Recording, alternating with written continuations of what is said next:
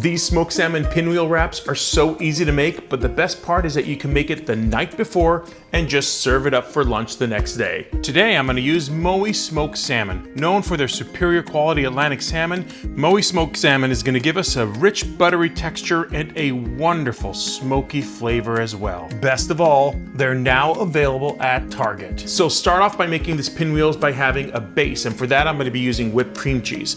Mix it with a little bit of lemon juice, fresh dill, and go ahead and spread away. Now usually I slice these cucumbers, but today I'm going to julienne these to add extra crunch, and I have a julienne peeler here which has little ridges in the middle of it. However, if you don't own one of these, which you should, you can easily just slice it up and just cut it into long pieces.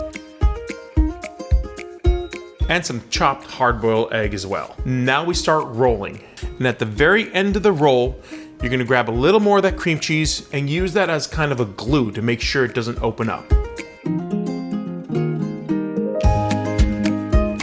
There you have it. Pop it into the fridge and then serve it the next day so you can easily pass on a fantastic lunch idea for your kiddos or your loved one.